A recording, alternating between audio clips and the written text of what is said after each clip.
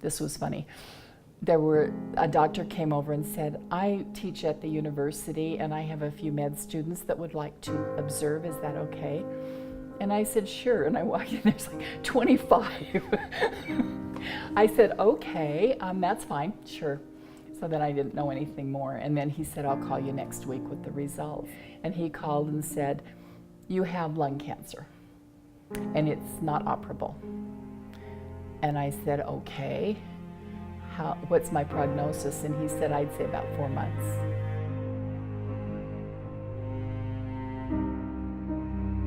When we finally got to that point that we weren't paying for college anymore and all of that stuff, we decided, well, let's just add a little sunroom here. But we had dug out that whole thing with all the soil, all the granite soil, moving it around, and so I think that's what stirred it up, and that's probably what changed things.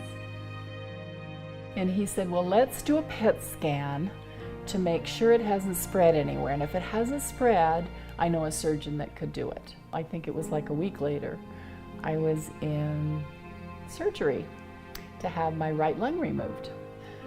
I sat there, and it was really funny too, because I was watching American Idol. And do you remember Jordan Sparks? She won that year. Well, it was the night that she sang, This Is My Now. And I thought, this is it. You know, I can give it up or I can fight it. So I fought it. And I mean, that's the only thing you can do. Did you wonder, you know, why you? Or you said you'd never smoked? I never smoked. They said, this is not typically the cancer that we see from smokers. You know, they can diagnose the tumors and determine where that comes from. It was radon that caused the lung cancer. We really didn't even think about that, you know, but after we remodeled and tested it, the acceptable level is below 4 and ours tested 24.9, so it was over 6 times what it should have been. How do you respond to people who say, radon's not a big deal, you don't need to worry about it? I could show my scar. No, I just say, yes, it is. It's a really big deal, and it's so simple to fix. You know, you don't have to sell your house because you have radon. You just mitigate it, then that's got to even be a selling point to know that it's free of radon.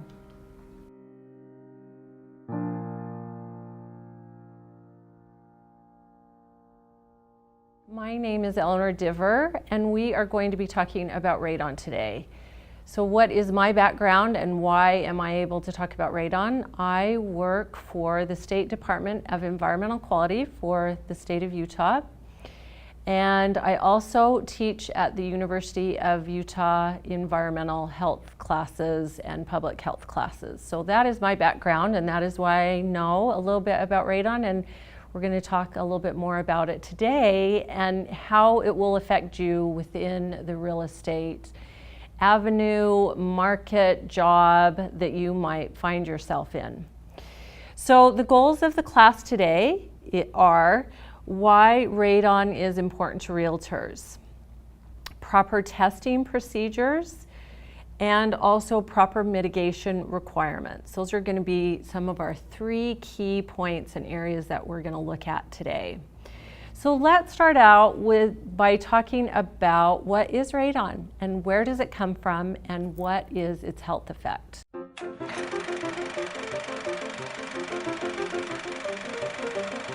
So first off, what is radon? I'm going to ask you, so please think about that for a minute. What is it and where does it come from? It comes from the breakdown of uranium that's in the soil. This is naturally occurring. So even by walking outdoors, you are going to be exposed to radon, usually around 0.9 to 1.3 picocuries per liter of air. And I'm going to explain that measurement to you in just a little bit. So it's naturally occurring. Like I mentioned before, it comes from the breakdown of uranium in the soil. There are hot spots. That's a question I often am asked. There are hot spots within every state. within every city, and we'll talk a little bit more about that. So I want to ask a question first. Can any home have a radon problem? Of course, any home can. It doesn't matter if the home is old. It doesn't matter if it's brand new. Any home can have a radon problem. Can a home only have a problem if it has a basement? No. If a home is on ground, it can potentially have higher than recommended levels of radon in it. If you live in a trailer home, can you have a problem with radon? Yes, potentially. It's probably a little less likely because you're up on typically blocks, so it's a little bit less likely, but you might as well test to determine if you have high levels. So another question that we're asked often is, well, can we test the soil before we build our home to determine if we'll have high radon levels in the home, and maybe we can do something to the soil ahead of time? That's not a reality. What you'll want to do is go ahead, build your home, and then test your home for radon once it's built.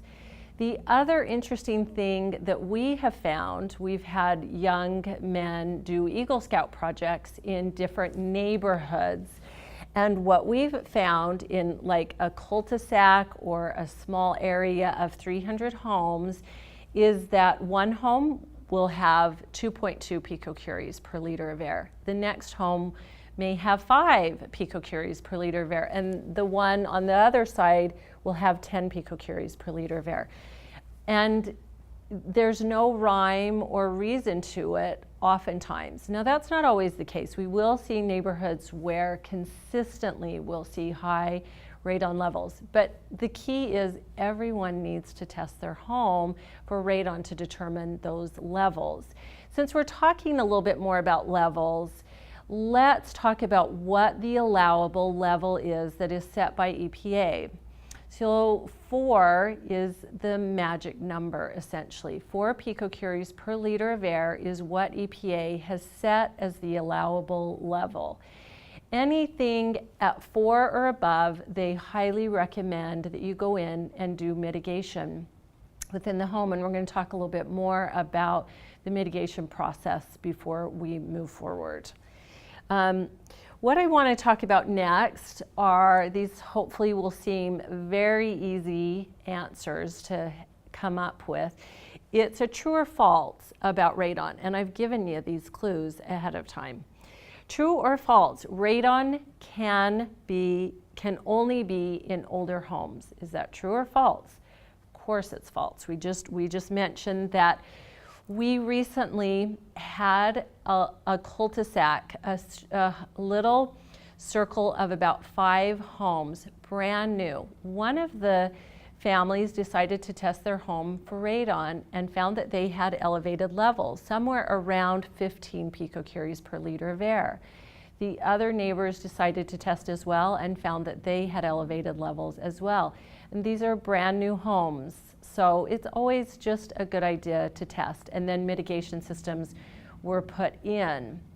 Now, something to keep in mind, because some of you might become builders, you might go into different parts of the real estate market, and remember that if you do that, by putting in what we call radon resistant new construction type mitigation, it's much less expensive, about half the cost. So that's something to keep at the back of your mind if that's the area that you might be finding yourself going into. Okay, our next true or false question, radon can only be in well-sealed homes. We hear now that indoor air pollutants are tend to be the number 4 concern for EPA. Why? Because we've insulated our homes so well. We've made things so airtight. And so it can be a concern, but it doesn't matter. Even in a non-well-sealed home, in a well-sealed home, we can still see high levels of radon gas. Radon is only in homes that have basements. We've also covered that. Radon is found only in soils where they have done mining. And I'll get calls about that all the time. Well, We've never mined for uranium or other heavy metals within our particular neighborhood or area, so I'm sure we wouldn't have high radon levels. That's just not the reality. Is the uranium is present in the soil, just at different levels and at different locations. Scientists are not sure that radon is a problem. Is that true or false? Hopefully you'll all say false on that, because we're going to discuss a little bit later how we know for certain that radon is a problem. Radon problems cannot be fixed. Well, that's something that we know for sure is not true. Radon problems can be fixed and mitigated, and at a relatively low cost. If we look at the cost of curing lung cancer, which is the health effect for radon gas, we definitely can see that the cost is much less for radon mitigation. Neighbors' test results are a good indicator for me, so I should not worry about testing my home. So I'll have people call in and they'll say, you know, I live in this particular zip code in our state. What are the levels? What have been the highs? What have been the lows? And they'll see that in their particular zip code, the radon levels have been below the 4 picocurie reading, and so they'll say, oh, I'm safe, I don't need to test. But I remind them that most tests are between $8 and $10 to test your home, charcoal canisters for you to test them. And so it's just worth that little extra money and that little bit of time to put in to testing your home for radon. Now, within real estate transactions, you are going to see more a cost of around $200 to $250, because you're going to be in a little bit more of a rush, a little bit more of a hurry to get those results back from the radon testing. And so you'll bring in someone who can come in and test the home for radon, and so that cost will be around the $200 to $250 mark. Okay, so why is radon a concern? That's getting to our health effects, right? We talked a little bit about the health effects. So radon, actually, it's the decay particle. So radon is radioactive. I'm assuming that you know that. It's radioactive, and it's the radon decay particles that injure us within our lungs, and that is what hurts that tissue inside there.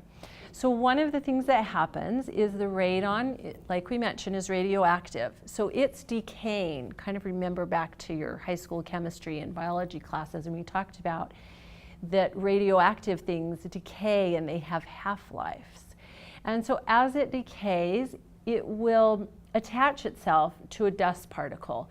And then when you breathe in that dust particle, or just the decay product itself, it goes inside your lung, and then that is where the damage occurs.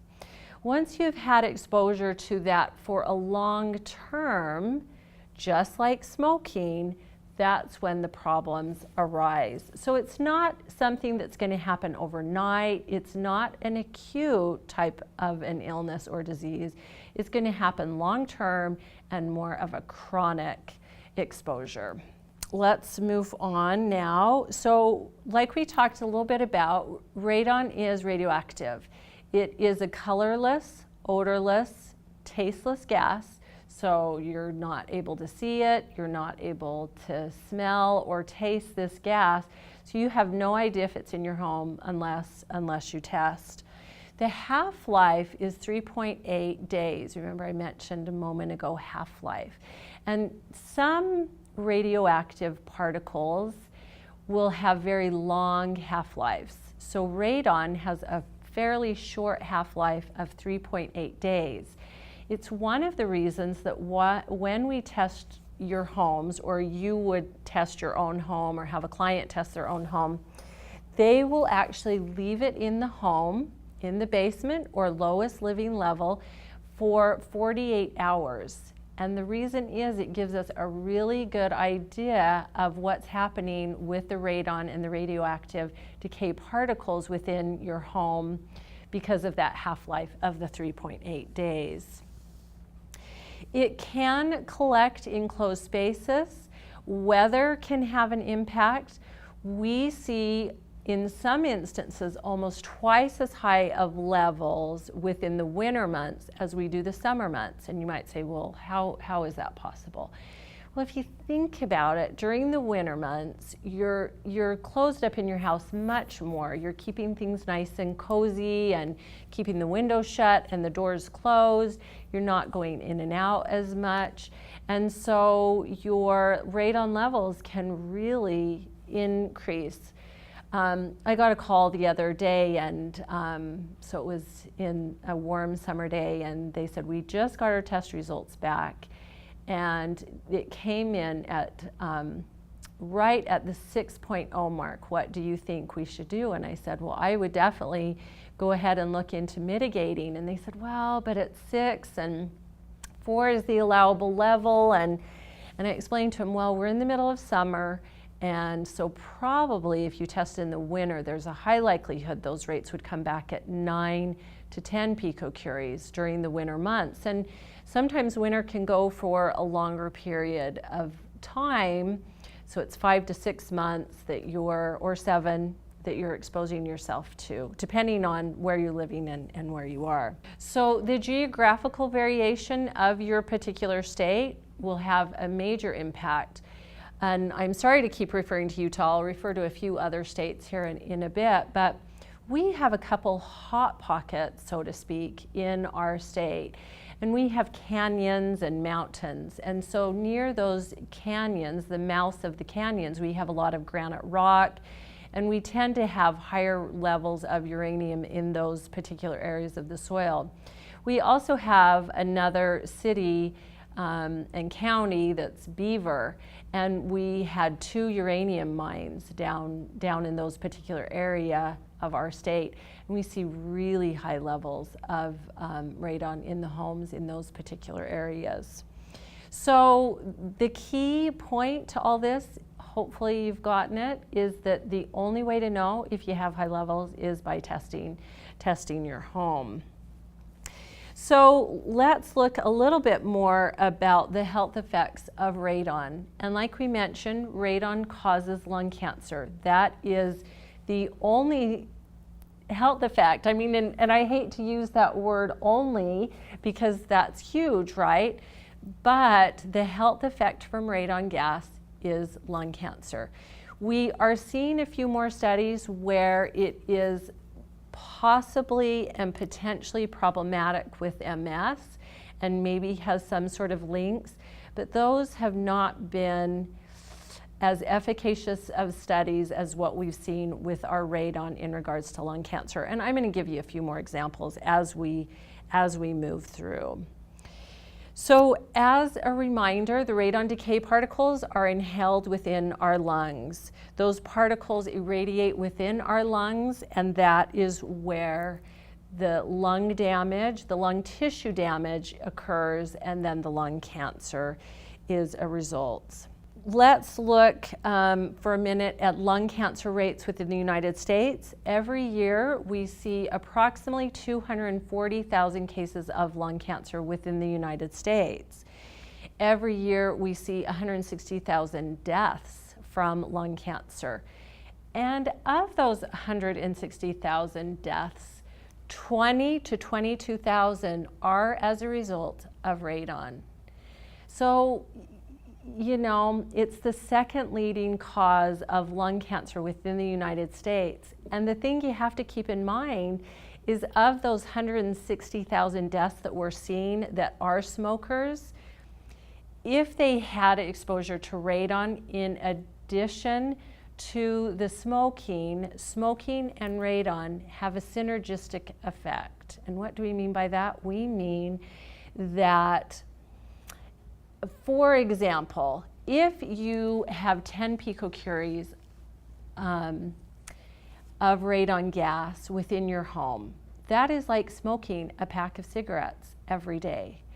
if you are a smoker and let's say you're smoking 1 pack of cigarettes per day and you're having exposure to radon, that would be more like smoking 3 packs of cigarettes per day or more. I mean, it's hard. We can't put an actual number on it, but just to give you an idea, it's not just double, it's more of a synergistic effect, which is in some cases triple or greater. So it's really important to keep in mind that within those 160,000 deaths that we are looking at and pointing just to the smokers, some of that is also coming as a result of the radon gas.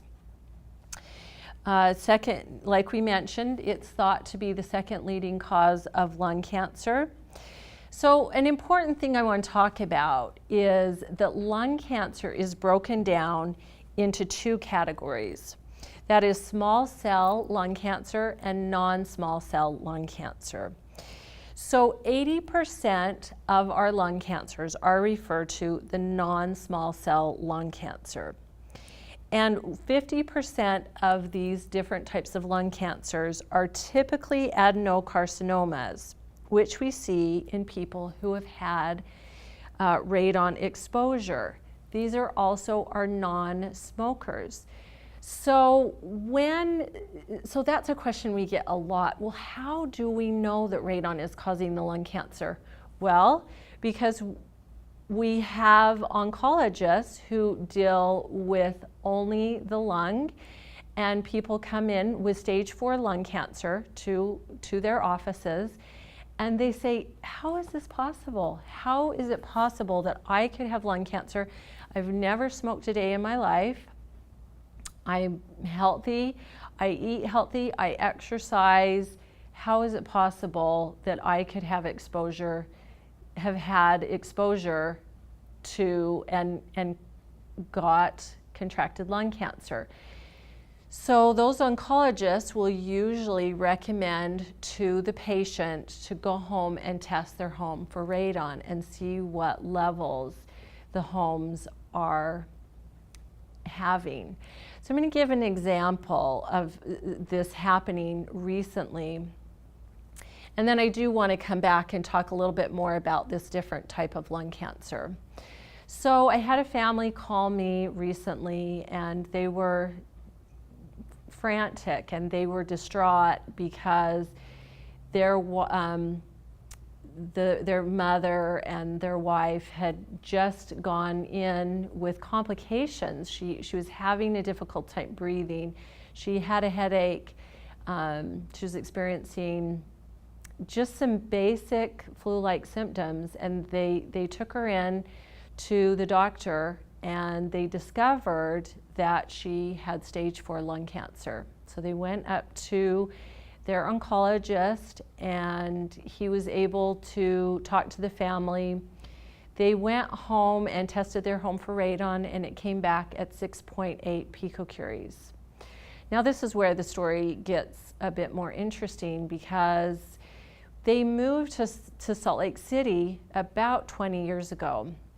And when they moved here, they tested their home for radon, because he was an ER doctor, and the hospital that was moving him had said, we want you to test the home for radon before you purchase it. He tested it, and it came back at 6.7 picocuries.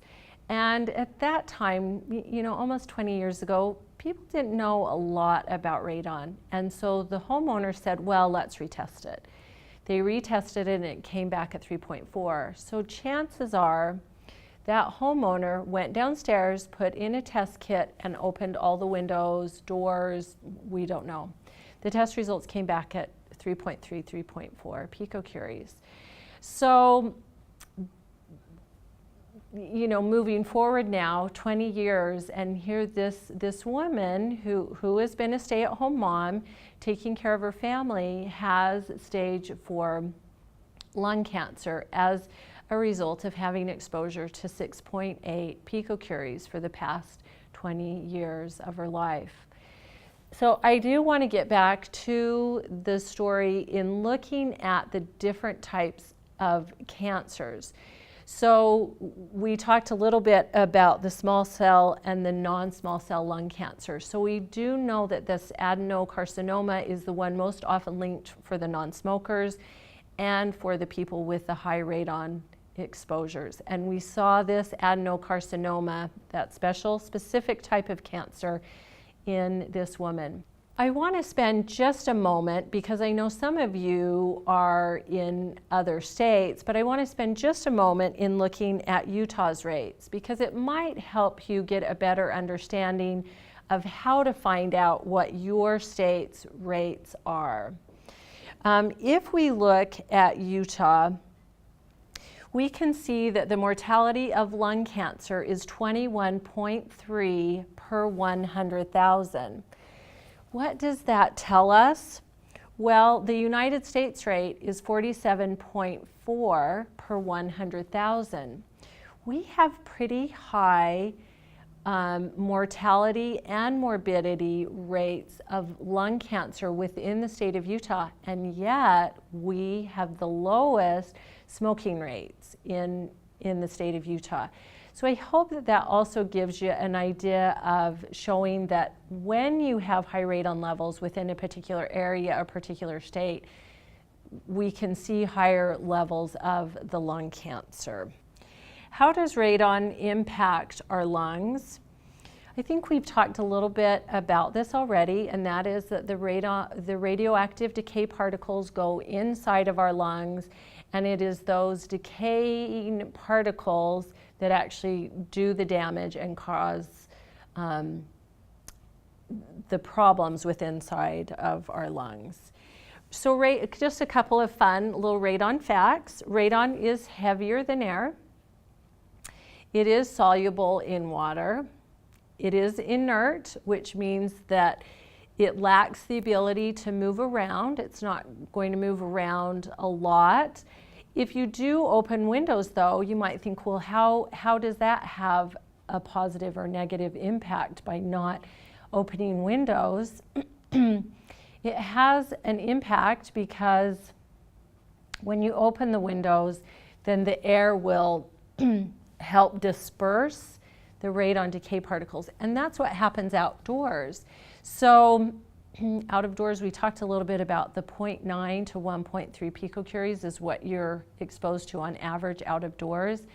But the air is, the ambient air, the outdoor air all around us is able to disperse the radon decay particles and the radon gas. It has an atomic number of 86, which means there are 86 protons in the nucleus of the radon atom. Okay, the next slide that we're going to look at are the alpha particles that are strong enough to pit plastic. So taking you back again to that chemistry, biology class, think about alpha and beta particles. So alpha particles are what the radon is emitting. And you can see this plastic chip was there when someone put in a long-term radon test kit. And the long-term radon test kits, usually you set them in a basement of a home or the living level of a home for about 3 months. And so this is a plastic chip, and you can see under a magnifying glass all the different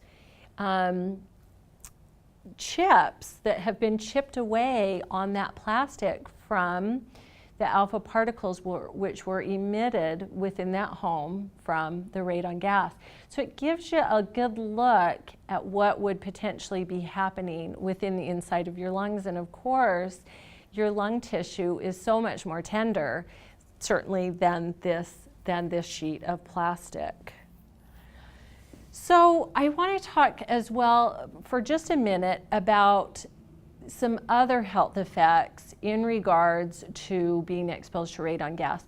We believe that it can also decrease your ability to fight infection. We look at a couple of different suppressant genes, and these are the P53 and the chromosome 6, and these are both impacted. We believe that even when you are having exposure to radon gas, that your immune system is down a little bit, hence when we talked a little bit about the MS. One of the programs that we feel is so important in the state of Utah that we are implementing is our newborn baby program. Because we've discovered that, of course, infants and children are more at risk. And why is that? Well, because what we see happening for children is, of course, they breathe in and out much more than an adult would. In some instances, almost twice as often.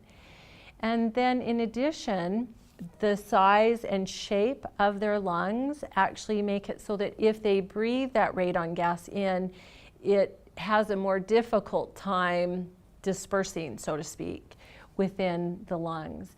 And so our newborn baby program is that we hope that every new family goes home with a radon test kit, and it's actually a coupon for a radon test kit that they send to us. We mail them out a radon test kit, and then they can test their home for free, because it is super important to make sure that our children and infants are protected and safe from the radon gas.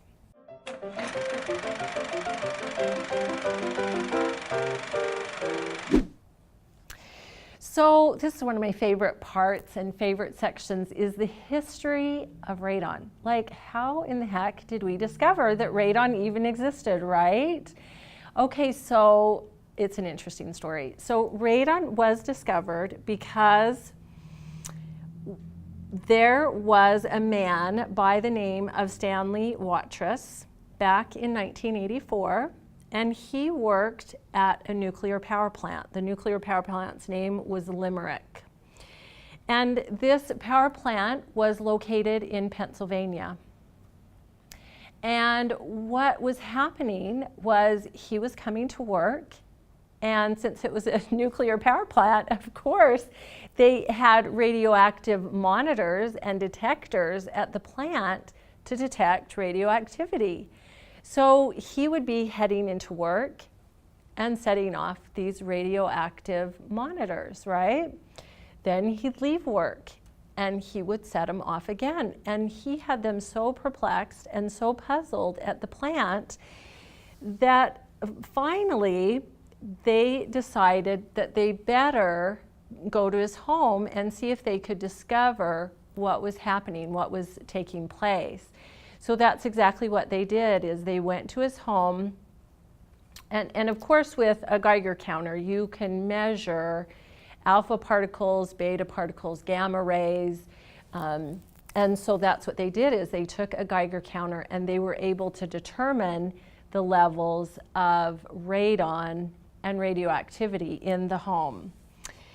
So they discovered that the radiation was coming from high levels of radon in his basement. It was guesstimated that the levels in his home were so high that he would have been smoking approximately 135 packs of cigarettes per day. So essentially, he had become radioactive himself. I mean, it's pretty uncommon, let's be honest, to see this high of levels. But it's amazing, because this was how we discovered radon, and we were able to help and have been able to help so many people as a result. So this was the very first case and situation, and so they were able to mitigate the home in a much less futuristic way like what we do today, but they were able to mitigate the home and fix it and make it so that he was not having that exposure to the radon gas. So I'd also like to talk about a couple of important research studies that we have seen done. And one of the most important recent studies is a study that we have done and looked into the future, which is called a progressive study, epidemiological type study. So what they did was they took a population and they looked at a population within Iowa. Because Iowa, we see really high levels of radon gas in Iowa. And so we took a sampling of people that were staying home. They were either stay-at-home dads, stay-at-home moms. They were going to be spending time in the home, more so than children who are going off to school, more so than someone heading off to work for the day. So they took homes also that had exactly 4 picocuries per liter of air in the homes. And they studied these homes and these families for the next 15 years. And what they discovered within these families is that the people had an increased risk of getting lung cancer by 50%. So say there were 30 families involved in the study, 15 of those families, the person that was staying home contracted lung cancer. So that really tells us a lot. And so I want to mention, because this is a little bit confusing, and you may get asked this question within the real estate market. Someone may come to you and say, you know, I saw on the World Health Organization that they recommend between 2 to 4 picocuries per liter of air that we mitigate. But yet on the EPA, Environmental Protection Agency website, we see that the allowable level is 4 picocuries. As a result of this Iowa study, the World Health Organization has taken a more conservative tone and recommended that levels be fixed between 2 to 4 picocuries. EPA is sticking and staying with the 4 picocuries per liter of air. But it would not surprise me if we saw another efficacious study, such as this Iowa study conducted, where they may change their levels and say between the 2 to 4. So you may get questions about that. I get many weekly, and so that may come up within your real estate transaction. So you'll have the answers for them on that. Okay, another quick study that I would like to talk about is within our miners. And so there have been 11 different studies of miners and lung cancer. We have looked at 68,000 miners, and we have found at least 2,700 cancer deaths as a result attributable to the exposure to the uranium and the radon for these miners. These studies are a little bit hard, and that's difficult because of all of their occupational exposures. A lot of people will shrug their shoulders and say, well, it's sort of hard to measure that this miner was directly exposed to the uranium, directly exposed to the radon, and then contracted the lung cancer.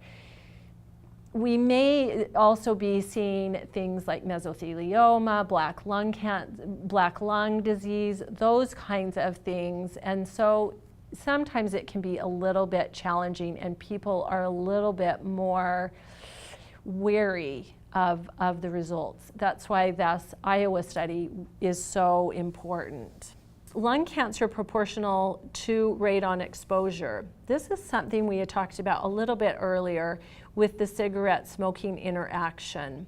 So we also saw within these miners that many of them were smokers and smoking. And so we believe that also could have had an impact on the lung cancer rate. So once again, it's why it's not as efficacious of a study. Looking back at that study, we were seeing approximately 19,000 excess deaths per year. Within EPA, 21,000 deaths, which is 13.4%, at 4 picocuries per liter of air for a lifetime. So 2.3% risk lung cancer for the US population, 0.73% for having never smoked, and 4.1% for greater than 100 cigarettes per lifetime.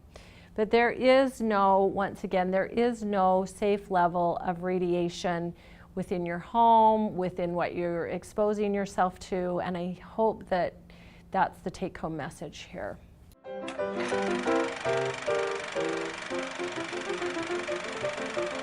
The next section of our class, we are going to talk about how radon is drawn into your home. Because like we talked about, any home can have radon. So weather, I had mentioned, I think at the very beginning of our class, that weather can impact our radon levels. And how does that happen? I'm going to show you a slide of that in a moment. But the house will create negative pressure. And sometimes if it's raining outside or it's snowing outside, that negative pressure is created.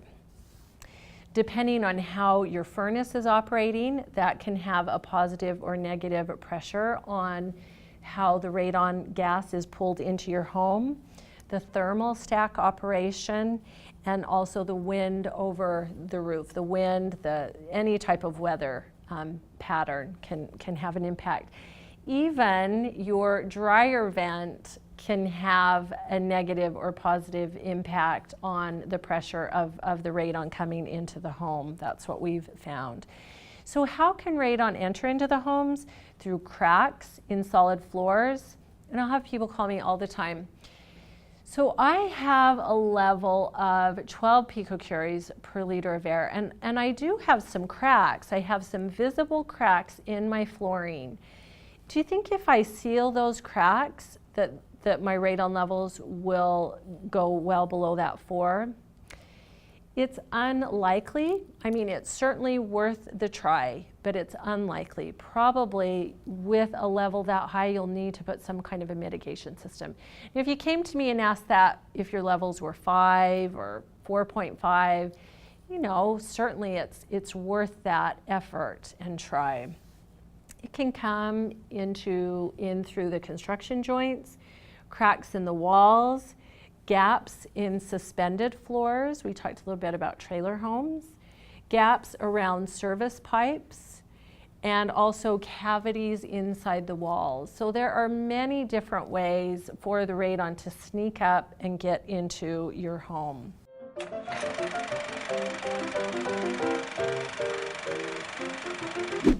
So when should you test? Hopefully you'll get this right. We mentioned it earlier. When is the very best time to test? In the winter months. We'd love to see you testing in November, December, January, February. Those colder months are the best months to test. We would like you to keep your windows closed, your doors closed. If you do decide to test in the summer, please don't turn on a swamp cooler. A regular air conditioner is all right, but not a swamp cooler.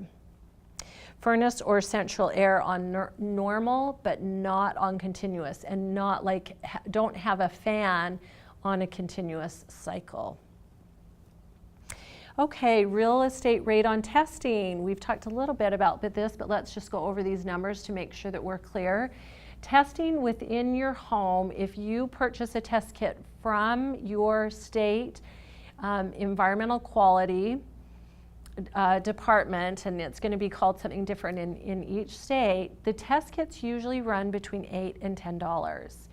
If you go to a Home Depot, a Lowe's, and purchase it there, it usually runs about $30.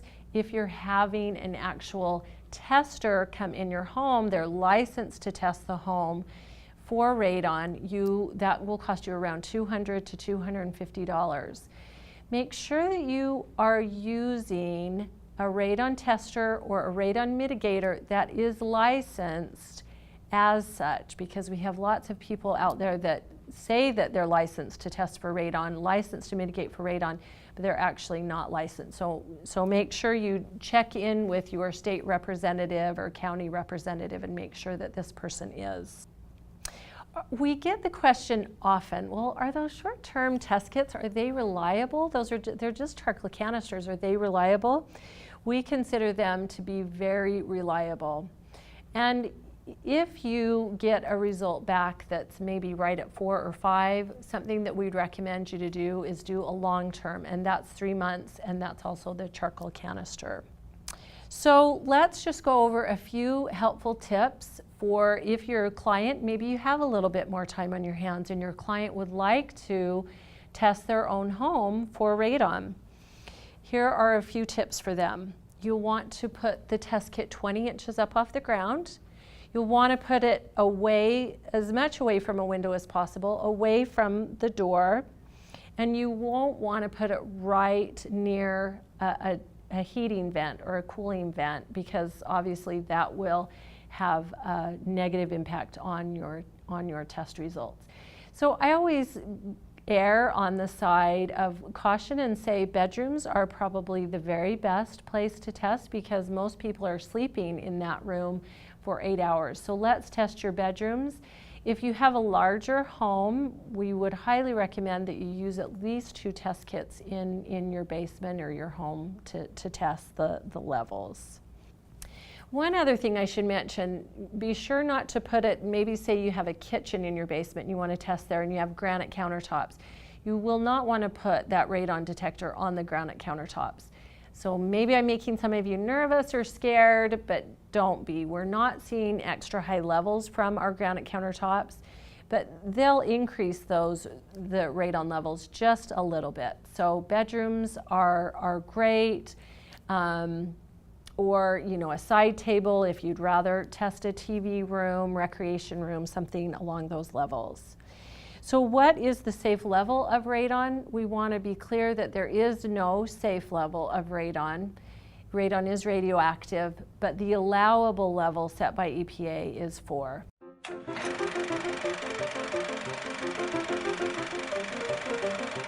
So we've tested our home now and we have a high level of radon. So what's our next step? What should we do? Well, the first thing I would recommend, as I mentioned before with the tester, is go to your state's website. And so, for example, here in Utah, ours is radon.utah.gov. I bet yours would be something really similar to that. And on that website, they are going to have certified mitigators, a list of certified mitigators for you to use. Then you're really going to feel confident and know that those mitigators have been trained to remove radon from homes. They've been licensed, they're re-licensed every year, they're retested, and they really do know what they're doing to get the radon out of your home. The cost is usually around $1,500. It can be a little bit higher if you have crawl spaces, and a little bit more challenging if crawl spaces are involved within the home. But on average, we're seeing about $1,500.